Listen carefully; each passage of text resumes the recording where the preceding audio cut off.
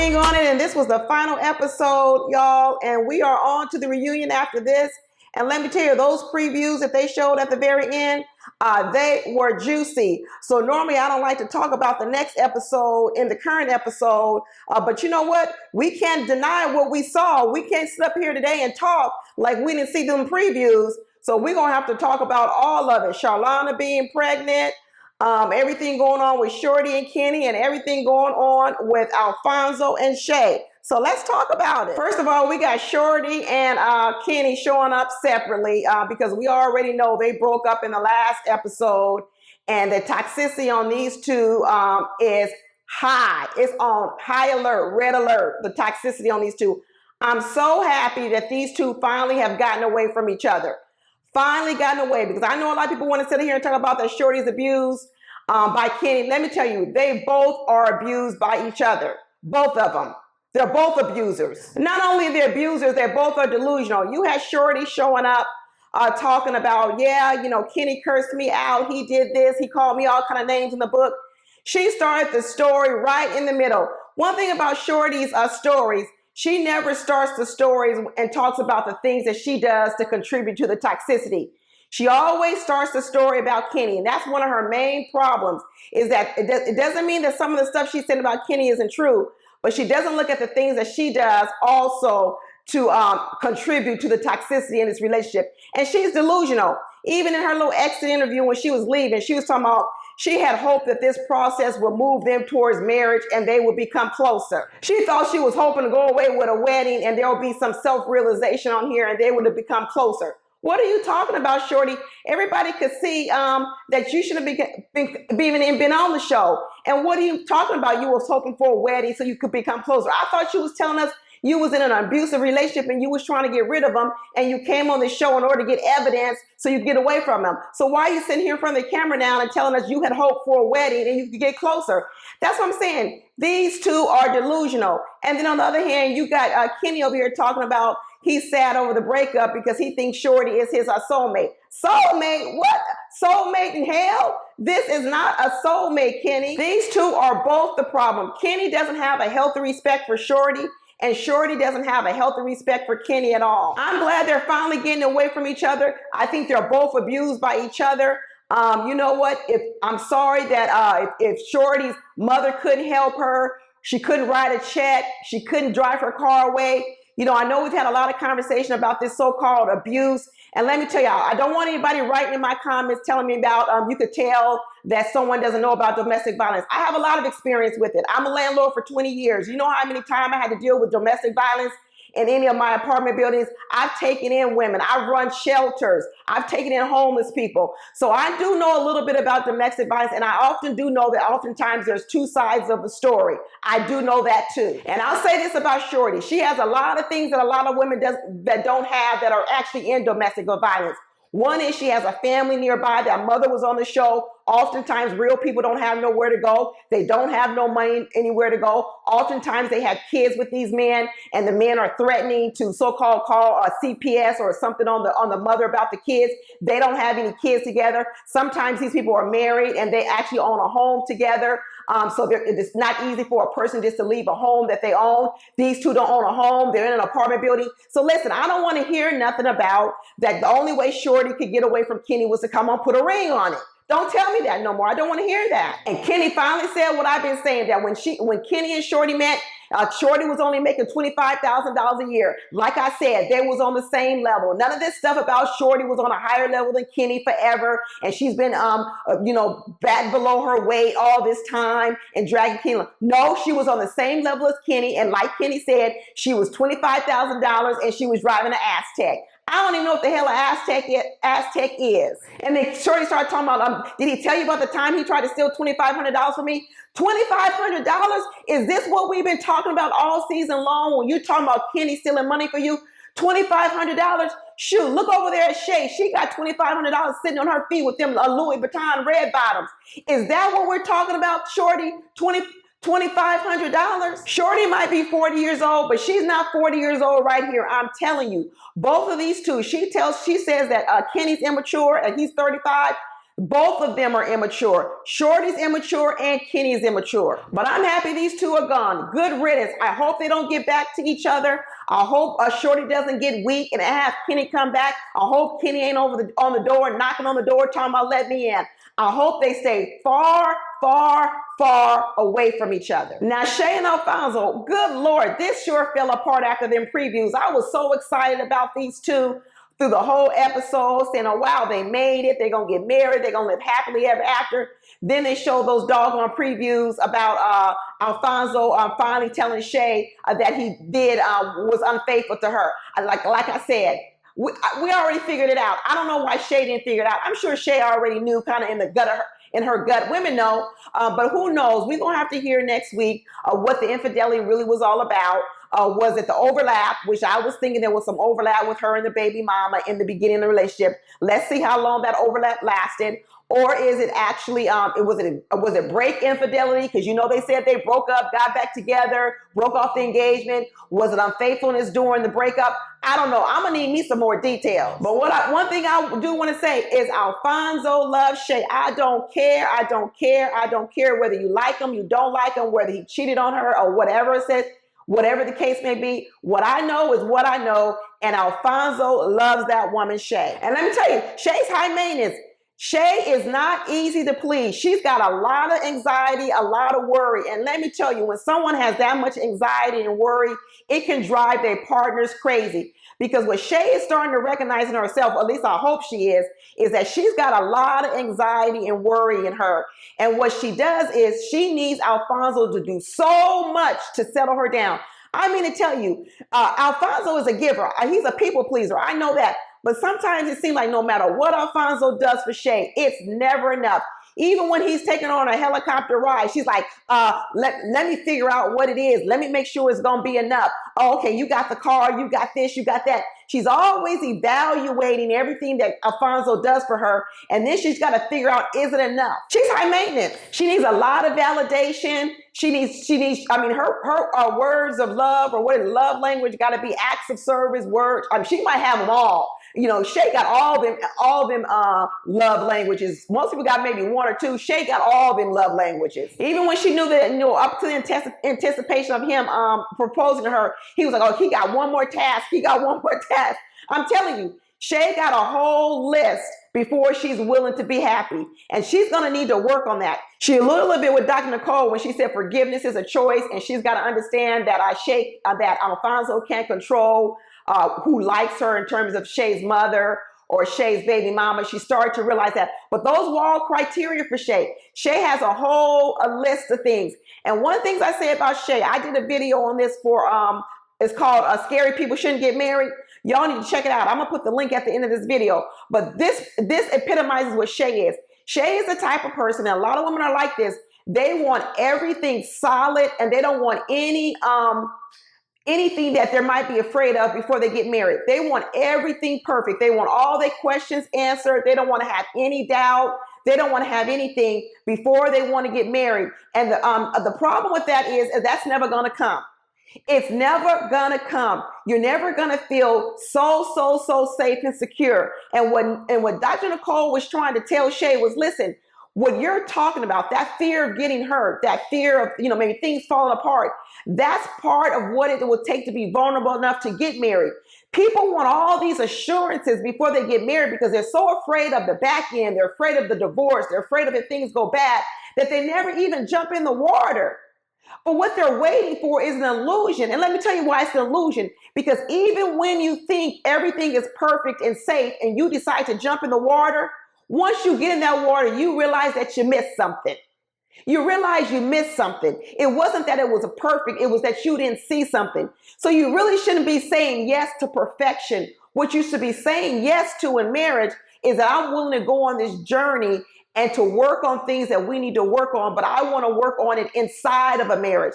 A lot of people try to work on everything outside of the marriage and then think the marriage is going to be perfect.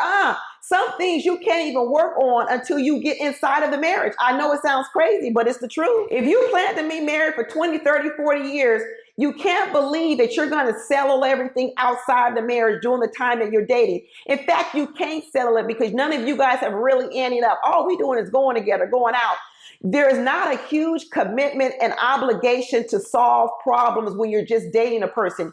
You can't ask for the same level of commitment from a boyfriend that a wife can ask the same level of commitment and hard work from a husband. You just can't. But a lot of people are trying to solve all their problems in dating, and they're never going to be able to do it because it's scary and they don't want to take chances. The number one thing you need in marriage is commitment. I know people think it's love.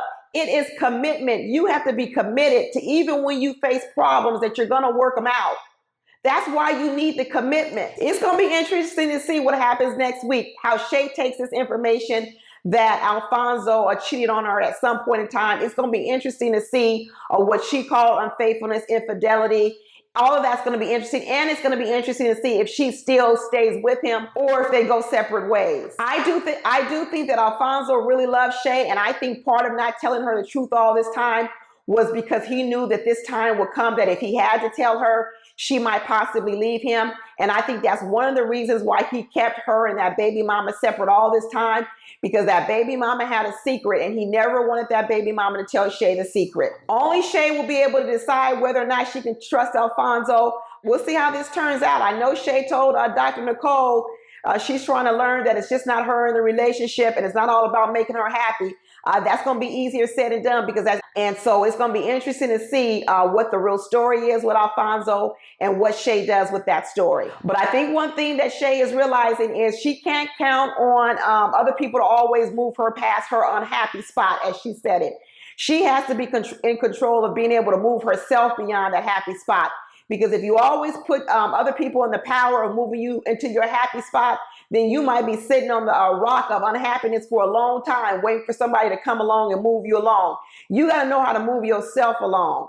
So I'm interested in seeing what happens between these two in the reunion. Now on to Otis and Charlana. We can't ignore what we saw. Well, congratulations, Charlana. Happy, not only to Charlana, congratulations to her and Otis on the baby. I'm excited for y'all. Life is precious and the birth of a baby is always good news. I know for sure this baby is going to be a blessing to the two of them, and maybe it may even help them with some of the problems that they've been having, and that is their inability to focus on each other and not always have the focus on themselves.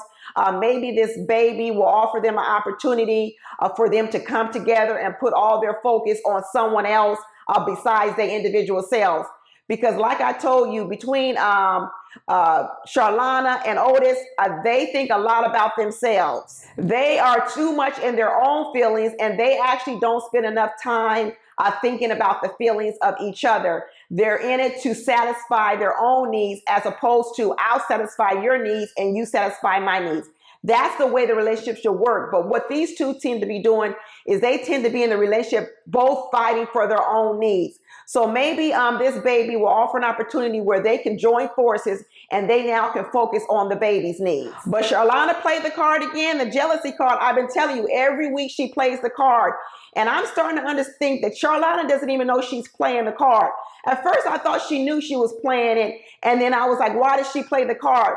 But I'm starting to think that she doesn't even know she's playing the card. So this is the jealousy card. First of all, let's make this perfectly clear. Otis is a jealous man, period. Okay, once you know that, then you can start to look at the things you say to him, and then you'll realize why he reacts the way he did. Now, I'm not saying his reaction is good, but at least you'll know why he did it. When Charlana played that jealousy card, and this week the jealousy card was, Chris is the one that appreciates me and actually makes me realize how dope I am, and he says it to me. Boom, there's the jealousy card. When you juxtapose your man, who is Otis, against another man, you're putting them in competition, and that's creating the jealousy card. May not be your intent, may not be what you're trying to do, but it's the jealousy card. So now what you're doing is you're comparing your man to another man.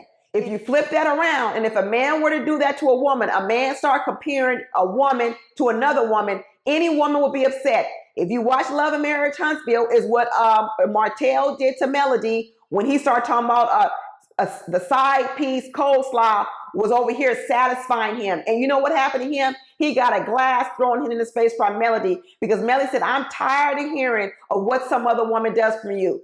That's the jealousy card, and that's the card that Shalana plays every time she compares Otis to another man. It's a jealousy card. Not only is a jealousy card, it's a put down. It's a put down of Otis. What you're saying is, this is good over here, you're not good. Now, I understand what Shalana's trying to get to. She's trying to get some change from Otis. She's trying to tell Otis what she needs and what she likes, but that's not the way you do it. You don't tell a person what you need and like by comparing them to another person and telling them that this person is better than you. That ain't the way you get someone to do something for you. What you do is you use positive reinforcement. You know what I'm saying? So what you do is keep Chris out of it, Shalana. What you tell Otis is, I love it when you hold my hand. That makes me feel loved and adored. I love it when you speak nice words to me. That makes me feel loved and adored. You don't say, you don't talk to me nice. You don't hold my hand. That's a different type of way of saying things. If you're trying to get somebody to do something for you, let me tell you, what's the old saying? Honey's better than vinegar.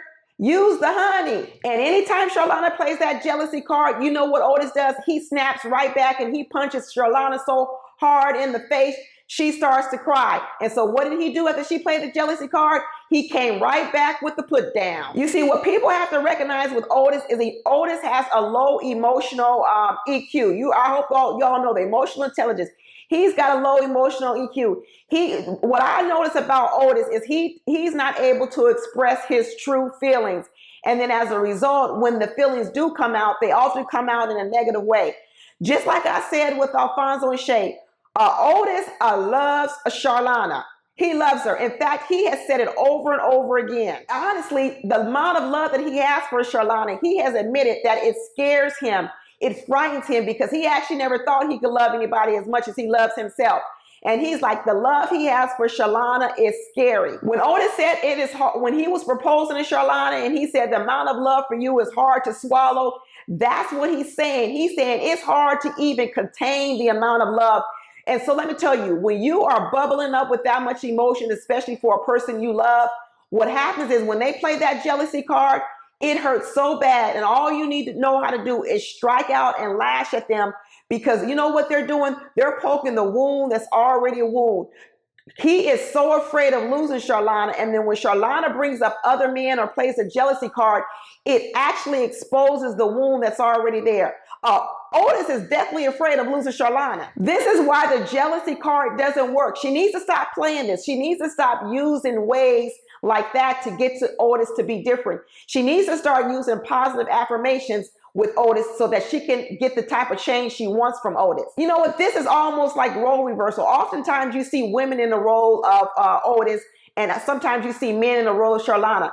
Sharlana actually is a much tougher emotionally than Otis is. I know he's some big 6'2", 6'3", 6'4" guy, but inside of that is a little boy who's afraid. The more Sharlana shows her toughness and she puffs up, it actually doesn't make Otis feel good.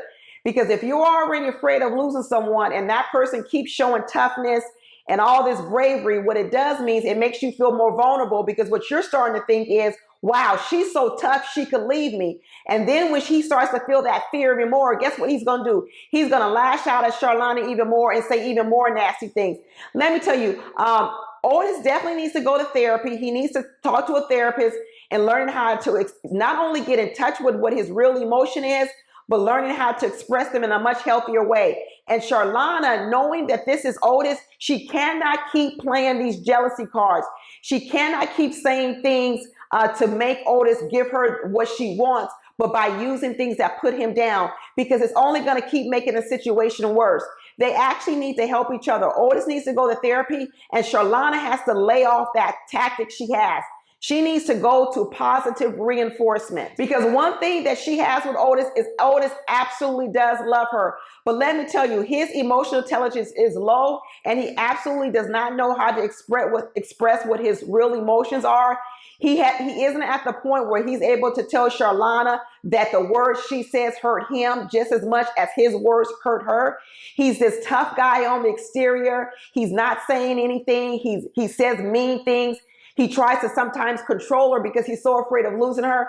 He's got a lot he needs to work through in therapy, but Charlonna's going to need to help him. Charlonna's going to need to know not how to poke the bear and not how to put her finger in an already existing wound. With that, if they both can do this, and hopefully they can stay together and they can be a nice family and raise his child together. I know a lot of people are going to be upset that Charlonna stayed with Otis, but I'm not going to be upset because there is a black family out here. And listen, let me tell you something. I root for black families.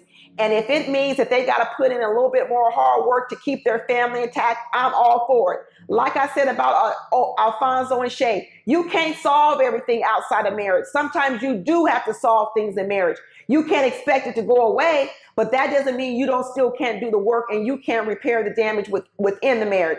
This baby should bring a higher level of commitment from these two, and they're both going to need to grow up real fast, and they're going to need to start working on these real tough problems. And if they do, they can actually have a wonderful, beautiful family. I'm praying and I hope that they make it. Even with the previews we saw with this woman coming on here talking about Otis was checking for her outside of the show. I don't care. There is now a family at stake. There's a baby here, and these two are going to have to put in the work, and they're going to have to put in the work to try to make this family work. That baby deserves it. That baby absolutely deserves these two stepping up their game and working a whole lot harder than they might have been working before. That's it, y'all. We'll see you at the reunion. Talk to you later. Bye.